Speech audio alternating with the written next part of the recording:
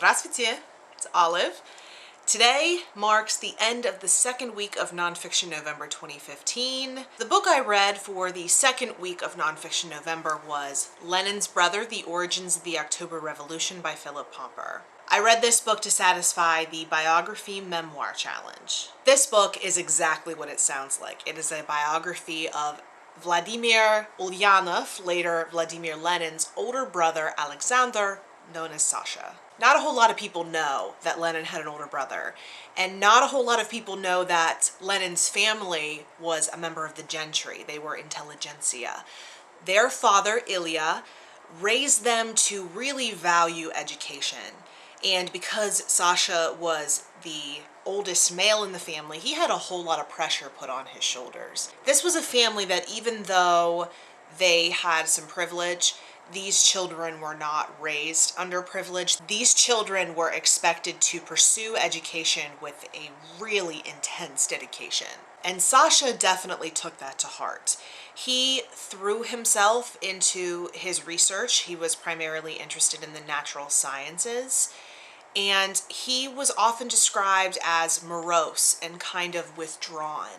He was highly intellectual, very logical, and somewhat stunted in his ability to socialize with others. Eventually, he made his way to St. Petersburg University to study the natural sciences. While at the university, he met a lot of people who were involved in political movements. He himself began doing a lot of reading on politics and philosophy, specifically nihilism.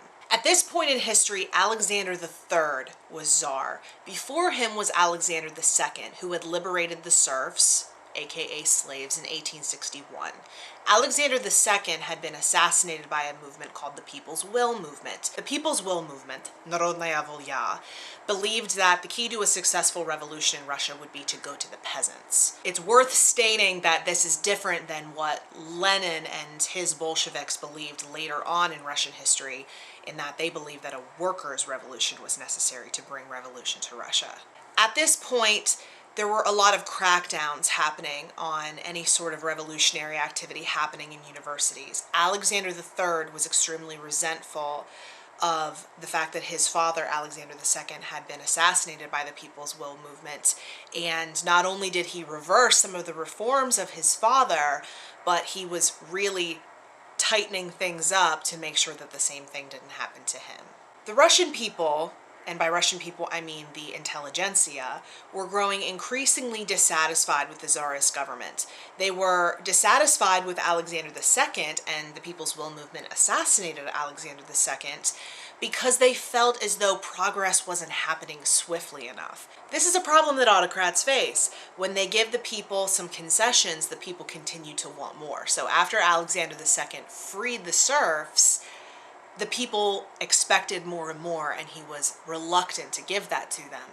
Hence one of the reasons why he was assassinated. Then, of course, when his son Alexander III comes to power and wants to reverse a lot of the progress that had been made, and then when he wanted to institute crackdowns on any sort of progressive activity, the people grew very restless. Unfortunately, the People's Will Movement was very misguided and was a product of intelligent young people being very unaware of what the Russian countryside was really like. The People's Will Movement believed that because the peasants lived in their communes, or the mir communities, because the peasants lived in communities that already practiced a sort of socialism in their everyday lives, they thought that it would be easy to convince the peasants to rise up against the Tsar once they grew disillusioned with the little father, as the Tsar was known. This, unfortunately, was very misguided. The Russian peasants were always very traditional, and they loved the Tsar dearly. Nevertheless, the People's Will Movement remained very dedicated to this cause. Alexander became involved with a lot of revolutionary students when he was in St. Petersburg. He and a group of students decided that the only way to achieve the ends to their goals would be to try to assassinate Tsar Alexander III. They decided to do so at the end of 1886, and the date for their planned assassination of Alexander III was going to be on the 6th anniversary of his father's assassination on March 1st, 1887. Therefore, they called themselves the Second March 1st Movement. However, when March 1st came along, their plans were foiled in two different ways. First of all, when Alexander III was on his way to pay his respects to his father on the anniversary of his father's death, his carriage was delayed because the people assembling the carriage had made a mistake about who was in charge of what, so things were delayed. He wasn't going to be at the exact place that the assassinators thought he was going to be at. Also, the bomb that they had planned on using to kill Alexander III did not explode.